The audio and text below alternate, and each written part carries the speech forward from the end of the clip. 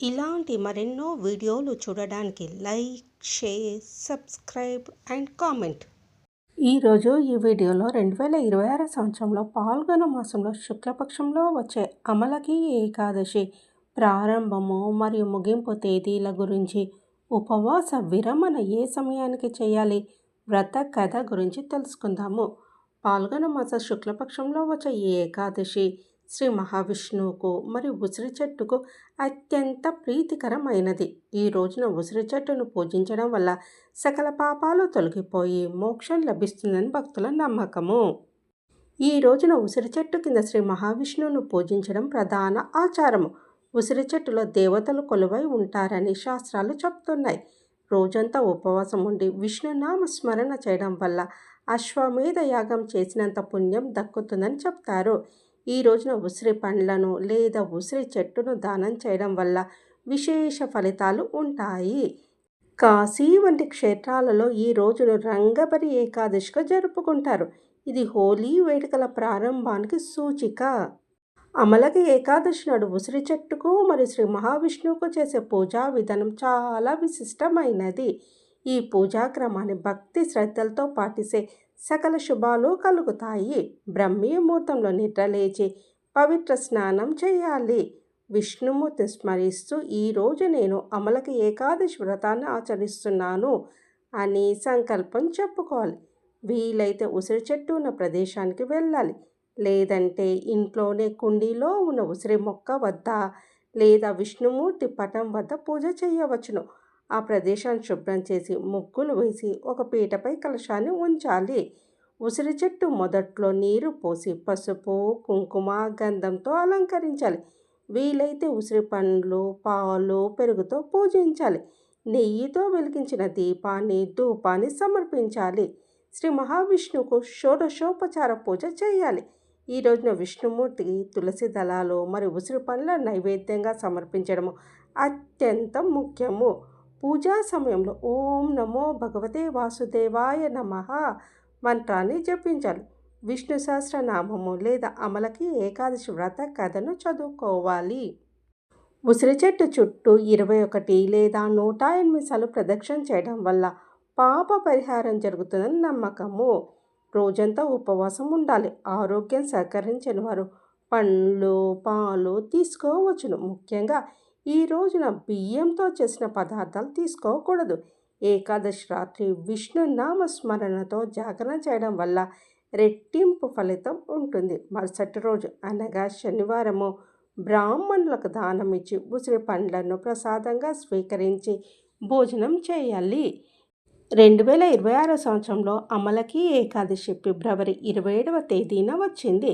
శ్రీ విశ్వావస నామ సంవత్సరము పాల్గొన మాసము శిశిర ఋతువు ఉత్తరాయణము. ఏకాదశి తిథి ప్రారంభము 27వ తేదీ ఫిబ్రవరి 2026 శుక్రవారం తెల్లవారుజామున 12:33 ప్రారంభమై 27వ తేదీ ఫిబ్రవరి 2026 శుక్రవారం రాత్రి 10:32 ఏకాదశి తిథి ముగుస్తుంది. పారణ సమయము 28వ తేదీ ఫిబ్రవరి 2026 శనివారం ఉదయం 6:47 నుండి 9:06 వరకు. 2026 సంవత్సరంలో అమలకి ఏకాదశి రోజున అనేక శక్తివంతమైన శుభయోగాలు మరియు గ్రహ సంచారాలు ఏర్పడుతున్నాయి. ఈ రోజున చేసే ఆధ్యాత్మిక పనులు మరియు కొత్త ప్రారంభానికి యోగాలు ఎంతో అనుకూలంగా ఉన్నాయి. సర్వార్థ సిద్ధి యోగము ఈ ఉదయము 10:48 నుండి మరుసటి రోజు ఫిబ్రవరి 28వ తేదీ సూర్యోదయం వరకు ఈ శక్తివంతమైన యోగం ఉంటుంది. దీని విశిష్టత ఇది అన్ని రకాల పనులలో విజయాన్ని చేకూర్చే యోగం. ముఖ్యంగా కొత్త వ్యాపారాలు ప్రారంభించడానికి లేదా ఆస్తులు కొనుగోలు చేయడానికి ఇది అత్యంత శుభప్రదమైన సమయము. రవియోగము సూర్యోదయము అనగా ఉదయం 6:48 నుండి ఉదయం 10:48 వరకు రవియోగం ఉంటుంది. దీని విశిష్టత సూర్యుని ప్రభావం వల్ల కలిగే ఈ యోగము ప్రతికూలతను తొలగించి ఆత్మవిశ్వాసాన్ని మరియు కీర్తిని పెంచుతుంది. ఆయుష్మాన్ యోగము రాత్రి 7:44 వరకు ఆయుష్మాన్ యోగం ఉన్నది. ఈ యోగం విశిష్టత ఈ యోగము దీర్ఘాయువును మరియు ఆరోగ్యాన్ని ప్రసాదిస్తుంది. ఆరోగ్య సంబంధిత పనులకు మరియు ఆధ్యాత్మిక సాధనకు ఇది ఎంతో అనుకూలమైనది. పంచగ్రహీ యోగము ఫిబ్రవరి 2026లో కుంభరాశిలో సూర్యుడు, బుధుడు, శుక్రుడు, కుజుడు మరియు రాహువు కలిసి ఉండడం వల్ల అరుదైన పంచగ్రహీ యోగం ఏర్పడుతుంది. ఇది మేష, సింహ మరియు కుంభరాశుల వారికి ఆర్థికంగా మరియు వృత్తిపరంగా విశేష ఫలితాలను ఇస్తుంది.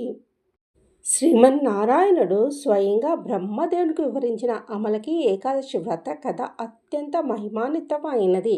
ఈ కథను విన్నా లేదా చదివిన 1000 గోదానములు చేసినంత పుణ్యం లభిస్తుందని పురాణాలు చెప్తున్నాయి. అమలకి ఏకాదశి వ్రత కథ. పూర్వము చేట్రరథుడు అనే రాజు వైదిష అనే నగరాన్ని పరిపాలించేవాడు. ఆ రాజ్యంలో ప్రజలందరూ విష్ణు భక్తులు, సత్యవంతులు. ఒకసారి పాల్గొన మాస శుక్లపక్షంలో అమలకి ఏకాదశి వచ్చింది. రాజు ప్రజలందరూ కలిసి నదీ తీరంలోని ఒక ఉసిరి చెట్టు వద్దకు వెళ్ళి ఆ చెట్టును ధూప దీప నైవేద్యాలతో పూజించి రాత్రంతా విష్ణునామ స్మరణతో జాగరణ చేస్తున్నారు. అదే సమయంలో ఆహారం కోసం వెతుకుతున్న ఒక వేటగాడు ఆకలితో అలమటిస్తూ అక్కడికి వచ్చాడు. రాజు మరియు ప్రజలు చేస్తున్న పూజను, విష్ణు కథను దూరం నుండి చూస్తూ ఆ రాత్రంతా అక్కడే ఉండిపోయాడు. తెలియకుండానే అతను కూడా ఏకాదశి ఉపవాసము మరియు జాగరణ చేసినట్లయింది. కొంతకాలానికి ఆ వేటగాడు మరణించి తన పుణ్యఫలం వల్ల మరుసటి జన్మలో వసురథుడు అనే పేరుతో ఒక గొప్ప రాజుగా జన్మించాడు. ఒకరోజు వసురథ రాజు అడవిలో వేటకు వెళ్ళి దారి తప్పి అలసటతో ఒక చెట్టు కింద నిద్రపోయాడు.